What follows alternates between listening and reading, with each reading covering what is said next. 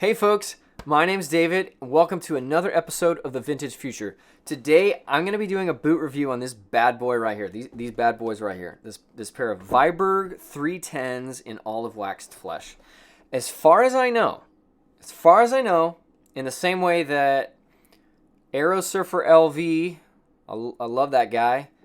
Him and I are becoming buddies recently. He did the first Truman Viberg comparison on YouTube.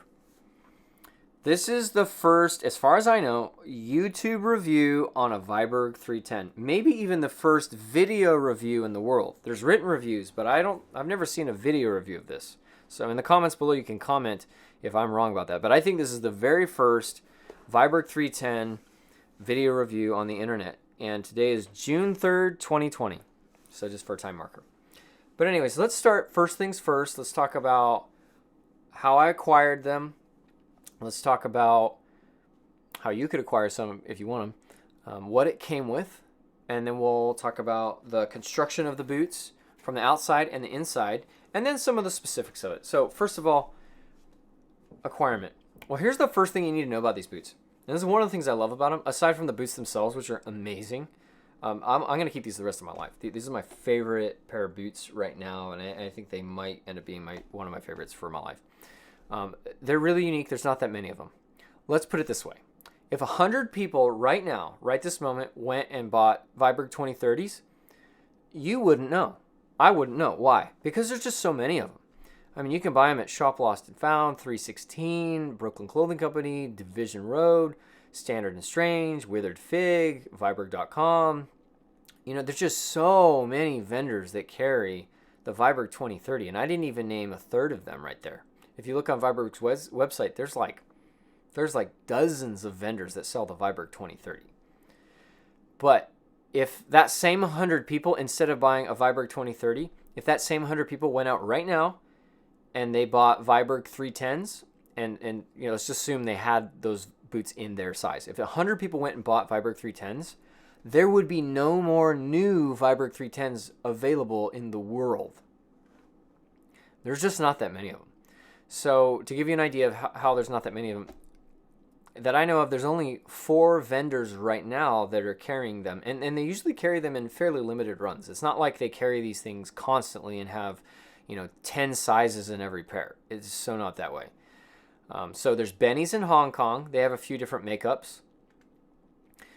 Actually, they have one that's almost exactly like this. It's almost sold out though. I went there first. I couldn't get them because they didn't have my size anymore.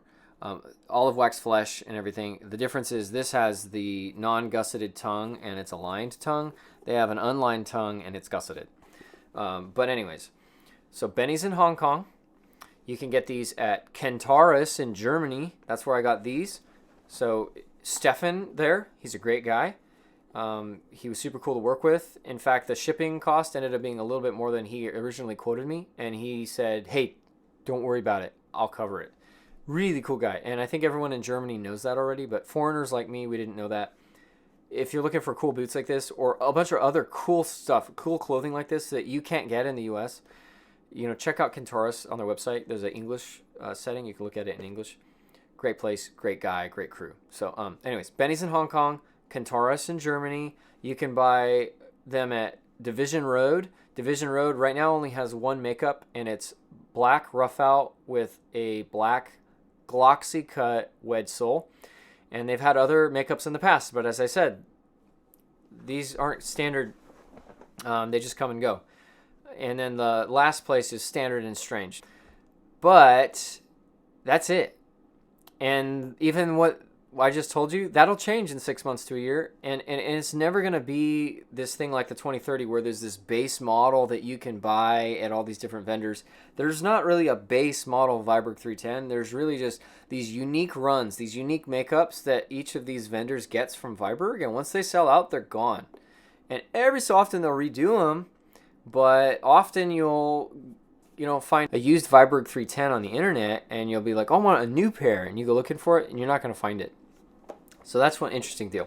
So if you like these, you should really get them when you see the ones you want, just so you know. Like if you see a makeup and you're like, that is like, in my mind, the perfect 310 makeup, You should buy it right now in your size, and just keep it, because you're probably not going to find it in 3 years, maybe not even in 6 months or a year. So anyways, that's Acquirement. I ordered it from Stefan in Germany, and I got it 4 weeks later. It's usually 2 to 3 weeks, he said, but because of coronavirus, the mail companies are all backed up right now. He mailed it through DHL. The tracking was pretty good. I didn't have to pay the tax. Often you have to pay an extra tax for imported, exported goods, but I didn't have to pay it. That was really cool. DHL was the company. They took good care of it. I lost the tracking number for a while there, and that's normal when you buy something overseas. For about a week and a half, maybe 2 weeks, I lost track of it while it was transferring from DHL to the USPS system here. But then once it got there, it told me all about it, and I could track it from there. So Acquirement was good. Wiring money to him was pretty easy. He gave me really good instructions. In fact, I've dealt with foreign companies before, and of them, he's the best at giving instructions on how to wire the money, and he answers really fast. Email's the way to go. Email him. Benny's was great too. I ended up not buying through them because they didn't have the makeup I wanted in my size, but I DM'd them on Instagram, and both Benny's and Stefan at Kentaurus in Germany, they're both very helpful, very responsive, and they have very good English for someone who's not a native English speaker. And so don't worry about that if you're worrying like, oh man, that sounds like a nightmare trying to communicate with someone. No, they're pretty good. So that's Acquirement. Now let's talk about what I got with the boots. So just the standard blue Viberg box, standard canvas shoe bags from Viberg, and Venetian shoe cream, and the little shoe rag and all that, all the same stuff. Care guide and little card that says thanks and all that. So that's not unique. But what's unique is the boots. So as I said, there's those 4 places right now that you can get the 310, and all those makeups are different. Some have day-night soles, some have Commando soles, some have Chrome XL, some have horse hide, some are Essex, waxed flesh, all these different ones, cap toe, plain toe, rough out, smooth out, like they're just all different. You really got to just look at the specific makeup. There's no assumptions. You got to look at every little detail and make sure it's what you want. And sometimes it's just minute things. Like I said, the one in Hong Kong, the main difference was just the tongue. So anyways, what is on this one? Okay, so we've got, let's start at the bottom actually. Bottom workup. Commando sole. It's the Goodyear Commando sole, not the It side. And then it's got a combo set of soles, because this is a day-night product right here. So that's cool to me. I've never had a boot with that, and haven't seen that much where they combine those two. In fact, I've asked one American boot company once on a made-to-order, hey, can you do that for me? And they're like, no, we don't mix soles like that. So this is super cool. And I like the functionality of it, actually, because I like the smoother heel, but I like having a heel. And this right here is got really great grip, but it's not a V100 Vibram, or Vibram is the right way to say it. Which is what you would see on a logger boot for like a wildland firefighter. That's too much for walking around. For me, I'm not a wildland firefighter. So this is a lower lug sole, and I like that. And it's very well done.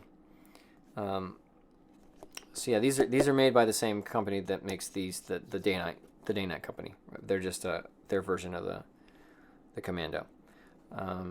So that's that, and then you got the heel. So this looks like a block heel, but it's actually not. This is a low woodsman heel. This is like 1.25 inches. So you got, as you can see here, 3 layers of leather, and then you got the top lift right here. So it's a low woodsman heel. So it goes in a little bit, and then it swoops back out ever so slightly. At first I thought they were block heels, and then I looked closely, and I was like, no, dude, that's totally a low woodsman heel. It's not the Cuban either. Cuban cuts out at an angle and doesn't come back out. So anyways, I thought they had block heels. I would have been cool with that. Block is where it just goes straight down. But Woodsman's a little bit sexier. I like it, a little curve. So that's that. You got the midsole that you can see here. Goes all the way around. Stitching begins here, and you got this stitch down. And it goes all the way and ends at the same spot here, which is cool. Sometimes you'll see, welted boots and stitch down where they don't start and end at the same place on both sides. So this is good. The stitching on these overall, it's clean. You can see really nothing wrong with them. And you know what? I've noticed that with specialty vendors of Vibergs. Viberg doesn't like necessarily give them better boots, but I think they can be more picky. In fact, I've had that verified by Kevin at Division Road. The specialty vendors often will say, hey, this is a makeup that you made just for us. You don't sell this anywhere but with us, and this one's not good, so we don't want to sell this. And so you got to, just so you know, you got a better chance of getting the best quality that Viberg makes, which is always really high, but the best when you get it through some specialty vendor like I did, Kentaurus, Division Road. They're great. Division Road is the bomb. Places like that. So anyways, stitch down. You see the 2 rows of stitching here. I found the stitching to be clean all around on this pair. Cleaner than my 2030s that I've had. I've had 4 pairs of 2030s. And as clean as my 2040s that I got through Division Road in Natural Horween Dublin. So you've got the cap toe here. And it's got 1 row of stitching on each side of the perforations. You've got 1 row of large perforations with a little row of small perforations on either side of that, as opposed to on the Viberg 2030 that I have, it's not perforated. It's not a brogued cap toe. It's just plain cap toe, and you've got 2 stitches here and then 1 here. Well, this one's got broguing, and it's got 1 delicate thing of stitching on each side. It's a structured toe, which I'm glad, because I don't want this bump toe to go away. This is why I got these boots. Nice big bump toe, and clean stitching all around. It's got the one-piece, heel strip here at the heel cup, the heel counter area, which I like. I don't like it when there's like 2 or 3 pieces of leather all stitched together to make up the section. I like how they do that smoothly. There's just a smooth transition across the back there. Tiny little heel shelf here. This is Horween olive waxed flesh. It's from the Horween Tannery in Chicago. And you've got 7 brass eyelets. They're not anchored, so they're smooth on the inside. In other words, you don't see those little like teeth holding it in. That's usually a more construction boot kind of thing, or some other companies use that too. And they're good. They're actually stronger technically than these, but these are super strong. They'll never come out. 7 brass eyelets on either side, and I like how Viberg has, when they have 7 eyelets, they're big eyelets, which means the rawhide laces fit in really well. And then you've got these rawhide laces, and Viberg and Truman, in my mind, have the best rawhide laces in the world. They're always supple, but they're always strong. The problem I've had with other laces, both with boots and aftermarket, is that the rawhide laces are either too brittle and they snap, or they're just dry, or they're not soft. It just always leaves something to be desired.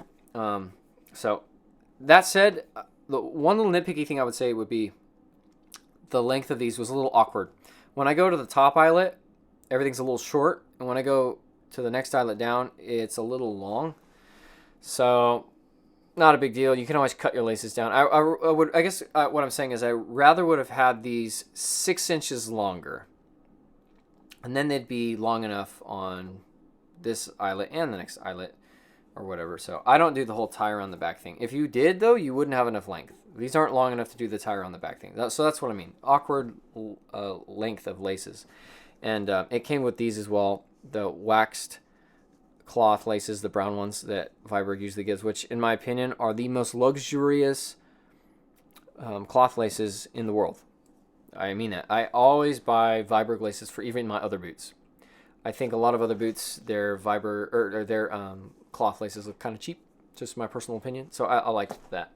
But I opted for the rawhide laces because, this is my rugged rugged pair of boots that I use for even when I work. Right after I got these, there was an electrical side job I went to do. I don't do electrical a lot anymore, but I did that, and that's where some of the wear comes from. These are going to wear really nicely. I can't wait to see how they patinate, what the patina looks like as the wax flesh gets roughed up. Yeah, I mean, that's how you patinate these things. If you have wax flesh, you don't do it by walking around on carpet, that's for sure. You got to get out and do some hardy things, and that's how it is. But this leather is great because I haven't had these for a long time, but from what I see from my friends on Instagram and YouTube and stuff, when you have wax flesh, you can care for it if you want, like with shoe cream or brushing it, but you don't have to. You can just not touch it. Just do whatever. Get dirt all over it. The dirt's not going to suck the moisture out of the leather because there's wax on it. The water's not going to get in. It's just a hardy leather, and it breaks in really well. And you don't get a lot of creasing really because of that wax content. So yeah, just a great leather. So let's talk about the inside a little bit. As I said, you've got a non-gusseted tongue. So my 2030s have that partial gusset where it gussets at the fourth eyelet, and that's how my 2040s are as well. That's a common thing with Viberg, which I think is great, by the way. Mid gusset instead of full gusset or no gusset. These ones have no gusset, and the inside of the tongue is lined. But I don't have that problem like usual when I have a non-gusseted tongue where it wants to slip to one side of my shin or the other, which is super annoying to me, because Viberg tends to make their tongues big enough to make it that's not an issue. Another good thing is when I lace these up, there's an even gap between the quarters where the laces are across the tongue. What I'm talking about is this section right here. That's the sign of a good fitting boot. Doesn't mean you have a crappy boot if it's not like that, but a good fitting boot really shouldn't be close together like this at the top and wide at the bottom, or vice versa. You want an even gap all the way up. And I've seen that with these Vibergs, my 2040 Vibergs, and my Truman boots that I've had. But other companies, or the 2030 Viberg that I have, you got this issue where it's closed almost all the way here, and then here it's like open wide, and that just shows that the quarter design, the design of the quarters, this is the quarter here, the design of the quarters is a little off. The proportions are off. They should have cut it more back like this so that it was an even gap, but they decided not to do that. So that's the tongue on this. Inside, it's not lined right here. It's rough out, so the rough part of the flesh is out here. So as the wax wears away, it'll get fuzzy, just like suede would be all fuzzy or rough out. So that means the smooth part is inside. So it's not lined in the shaft, but it feels lined because you have that soft, supple, smooth side of the cowhide. Now, the vamp is lined, just like the tongue. I can't show you that because you need to stick the camera way down in there, but the vamp is lined. And then if you look in here, it's just got the midsole exposed where the front of your foot sits, and then it's got that 3/4 padded leather insert, the insole right there. Pretty standard on all modern Viberg boots. And as usual, in the left boot, you've got the Viberg tag and the size. Size 8 is my size in these. And you've got the last number there, 310.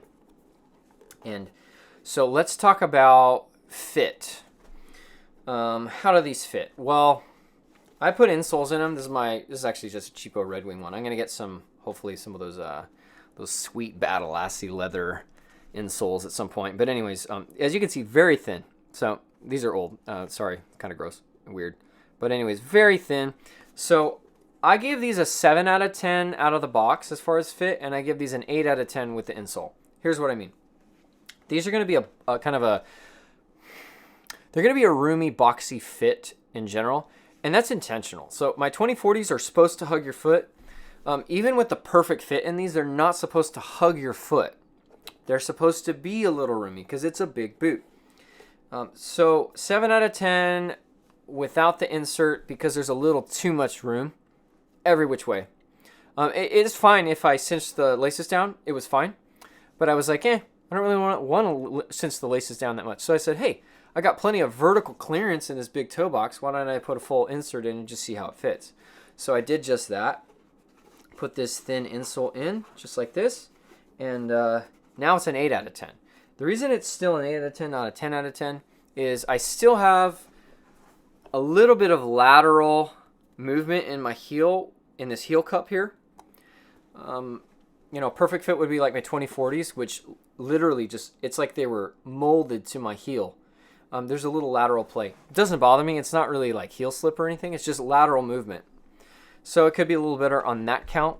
And then the last thing on fit, why I took the other point off, why it's an 8 out of 10, is you get that Instep Bite right here. That'll fix itself a little bit as I break them in, but it's just a little awkward. And I could get a slightly lower, insert, and then it wouldn't be a problem anymore. But anyways, you got plenty of room in the toe box, unless you've got freakishly large toes, and in that case, you got issues that we can't fix, man. But sizing, okay? If you're looking for sizing, first I would say don't let me be the final source. If you want to buy some of these, you should go to Viberg at least. That's how I got these sized, actually. I said, hey, here's my 2030 size, and I described what my 2030 fit like. And Jonathan over there, he said, okay, well, then you need to get size 8, which is the same size I have in my 2030s. Or go to Division Road. Division Road is the biggest vendor of Vibergs. So other than Viberg themselves, they sell more Vibergs than anybody else. They know more about Vibergs than anybody else. They know about the fit of every single last that Viberg has better than anybody else, and they have better information about it. So that's where you should go, and preferably buy from them. But if they don't have what you want, they're cool guys. I'm sure they'll understand, and you can go back to them when they have a last that you can fit, and they do have it in stock. I only say that for the 310 because they only have one 310, and it may not be what you like. It's kind of a polarizing one, the one they have right now. It's black rough out on a black wedge glossy cut sole, and that's kind of polarizing. It's not for everybody. That's a very metro, maybe like moto looking boot. It's moto inspired. Maybe if you ride a city motorcycle or something. But if you want more like a rugged outdoorsy kind of thing, you might want something more like this. So anyways, those are great sources. I would suggest, here's my opinion on sizing. It depends on what your Viberg 2030 size is. I'm not going to talk about Brannick and all that because that's not consistent, or other boots. Let's just talk about 2030 because that's the most common Viberg last. So chances are if you're looking at this, you probably already have a 2030 or if you've worn a 2030. So let's put it this way. Usually you get the same size in 2030 as you get in this. So I have an 8 in 2030, so I got an 8 in this. But it just depends. If you find your correct size in 2030, which that's the operative term, you first have to make sure that your 2030 size is indeed correct. If you have the correct size in 2030, but you find it to be a little bit roomy still, like you're one of those guys, I'm not like this, but you're one of those guys that you find that you have to wear super thick wool socks just to wear your 2030s and have them feel kind of snug, then you might want to go a half size down in this from the 2030, as long as you have length. So if you know that you've got a little bit of extra length in your 2030, you see where your toe ends and it's not bumping up into the end of your toe box. If you have a little extra length and those Viberg 2030s are a little roomy, go down a half a size to these. So say I was at 8 in 2030, I would suggest 7.5 in these because they're already a little bit bigger, as you can see, compared to the 2030. Now, let's say the 2030s fit you pretty good, aside from the fact that maybe you're D width like me and those are knee width. Then get the same size. And then, of course, if the Viberg 2030 in your correct size fits pretty snug, then you might get the same size in Viberg 310 if it's just a little snug, because these have more room in them anyways, so that might take care of it. Or if it's very snug in the 2030, I would say go a half size up in the Viberg 310. So anyways, that's my take on sizing. Let's talk about the sprung toe, and let's talk about the look of it. So two things which are common misconceptions with this boot, which I'm convinced are the reason why more people don't buy these boots. It's because of the way they're photographed on the internet. Here's what I mean. Most people see this photographed, something like this, and that just looks big. Now it is big, but honestly, it's not any bigger than a Red Wing mock toe.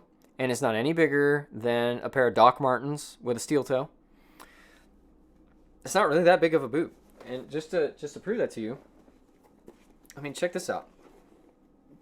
Okay, so this is my Viberg 2030 right next to my Viberg 310. Okay, so if you look at the profile from the top, they're pretty much the same size. Like, I mean, think about it. My same foot is fitting in both of these. So if my same foot fits well in both of these boots, these aren't monstrously big. Okay, so just so you know, this toe doesn't look as big in real life as it looks in the pictures. But usually the pictures are at an angle that accentuates that bump toe because that's what looks cool. And so it makes you think, man, that's really daunting. I don't know if I want to wear that. That seems really loud. Honestly, nobody notices. I bought these when I got them new, and none of my family, my extended family, none of them even noticed that I had new boots. No one's like, oh, dang, dude, those are crazy freaking huge boots. You know, nobody notices them really. And the boot people notice them, but they're not like, why are they so big? They're just like, oh, dude, those are cool, like, bump toe boots. So don't let that get in the way. The other thing is the sprung toe. Again, I think it's a problem of, you know, the way they're photographed usually. And here's what I mean. Okay, I'm going to give you an example.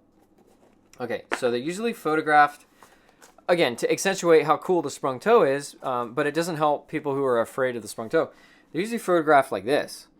Well, when you photograph them like that up close, that sprung toe just looks, it looks massive. It just looks like, dude, that toe is sprung. That's just like straight up sprung, right? So that's how people feel about it. But you know what?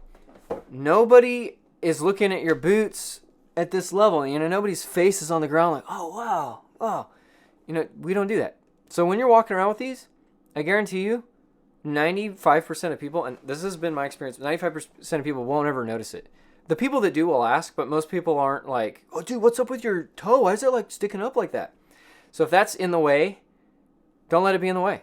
Nobody's going to notice. I guarantee you. 95% of people, they won't even notice. Now, what are some positives of the sprung toe? What does it feel like if you've never experienced this? What does that feel like? And why was it created? Well, it was created in the industrial setting, I think in the 30s. It's created so that you didn't trip on things. And you know what? It works. It was a genius design. And that's part of the reason I love wearing these now. So, if you have a flat toe, so my Doc Martens are kind of the same shape, or I don't have them anymore, but when I was in construction, but they have that flat sole here. Well, that would cause me to do that thing, and I'm sure everyone's experienced this. You're walking up steps, and as you're going up, the end of your boot goes, like catches on it. Well, because of the curvature of this, your boot clears it faster, and so you don't trip on steps and stuff as often. You don't trip on debris as often, which would be important in an industrial setting, in a factory or a warehouse or a construction site where there's a lot of debris on the ground. You're not going to trip on that as often. It helps you get better grip.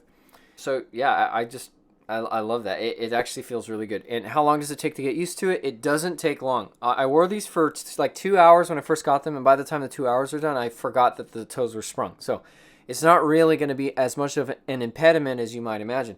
Another good thing, and I didn't think about this till I got them.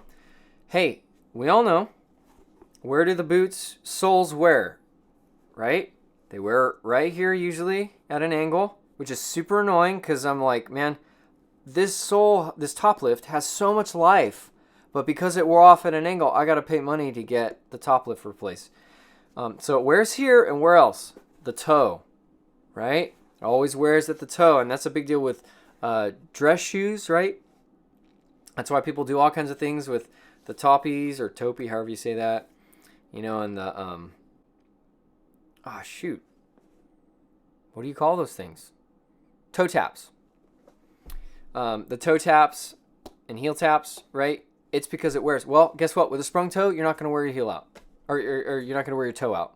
Fantastic, right? Even if I didn't have the Commando soles, if it was a day-night, I still wouldn't wear it out. You know what? Because your toe literally never touches the ground like that and wears. Awesome. That means you get more even sole wear. So that's going to save you money somewhere, right? You don't have to resole these as fast. So the sprung toe is pretty awesome. It's good walking on it.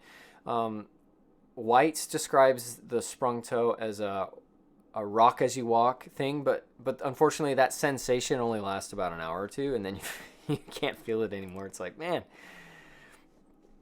So let's say you want something like this, but this isn't quite your cup of tea, or you want to buy something in the U.S. and Viberg doesn't have what you want. What do? Well, the only other ones that I've found in the U.S. that are like this are White's has one boot that's only available through Baker's. You can't get it anywhere else. You can't get it directly from White's. Actually, White's has a few 1930s inspired boots you can buy directly through White's. But the one that's most like this with the sprung toe and the boxy toe box here, that is from Baker's, and it's the 1930s custom work boot. I just didn't like it as much, but that's why I didn't get it. But you can get that if that's what you want to do. You want to get it in the U.S. And the good news is it's about $300 cheaper. You can also, if you're in Asia, well, you can buy them here too, but it's easier if you're in Asia. Flame Panda on Instagram, and you can only really order through Instagram. You can't go on his website. Flame Panda, who is a top-notch, hand-lasting craftsman in China. Flame Panda has a pair, and doesn't really have a name for it. It's just like a number.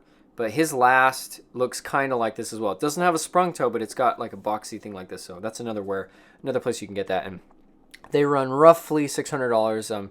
You know, that pricing might change, and you got to communicate with him back and forth on Instagram. So that would be cool if you want something more custom, or you just can't find the one that you want in this. So those are some good alternatives. So I'll say one more thing about the fit at this time. I have flat feet. So if you have flat feet, you can probably relate. Everyone's flat feet are a little different, but I love Viberg. They're my favorite company. And it's not because I'm like just a blind Viberg fanboy. They've really earned my respect with their different lasts and the way that they support my flat feet. Not every company can do that. And I think the different makeups they have are really, really good. Their philosophy on lasts is kind of interesting. A lot of companies have one boot, like an Iron Ranger, let's say, Red Wing Iron Ranger. Like, oh, you like this, but you have an E-width? Well, we don't make it just in D, we make it in E-width. Well, Viberg's different. They're like, 2030 is only made in E. So if you have a D, I'm sorry, but you're going to have to do fit gymnastics to get it to fit better, and it's never, ever, ever going to be quite right because you have a D width. And some of us are in denial, and we have all these 2030s that don't quite fit right, and I was like that. But if you were talking to Viberg, they say, well, yeah, don't buy if you want a perfect fit, don't buy a 2030 if you have a D width. But we have these other lasts that'll work great. So the 2040, best fitting boot I've ever had in my life. And I've had like literally like 50 pairs that I wore a substantial amount. And perfect for my D width. Or the 2020, I've heard good things. It's like a 2030, but kind of like, it's like a cross between the 2030 and the cantilever last, but it's a D width. You know, anyways, I digress. But they've earned my respect. For me, for what I do, for what I need, which I want rugged but fashionable boots, they're the best. And one of the reasons they've earned my trust is I have flat feet, and all of their boots are great. Because say somebody that's known for their arch support, like Alden. Alden has the Indies. I had Indies for a while, and I just couldn't do it. Why? Because I have flat feet, and they have arch support that they're well known for, but it's too aggressive. It felt like it was like jabbing into the bottom of my foot. It felt like it was trying to force my arch to do something my arch didn't want to do. Other companies have better things. So I hear great things about White's Arch Ease. It is pretty good. I've had some Whites. I don't have them right now because there were some other reasons. But that's pretty good. But overall, right out of the box, Viberg's fit my flat feet really well because they have just a little bit of arch support there, but it's not forcing itself upon your arch. It's not trying to force your arch to take a shape that it doesn't want to take. It's just enough. It just fits up into that arch pocket that I do have, which is like nothing. Very comfortable. So anyways, if you have flat feet, don't worry about it. These are great. You're going to feel comfortable. So another thing that's just interesting to note is a lot of Vibergs have this feature that I really like. I'll show you to you on my 2030s here in a second. And what that is, I like how the tongue sticks up like that. It's like a visor. To me, look at a Roman soldier and he's got that red plume. I think that looks cool. This is how I view that. It just looks sharp.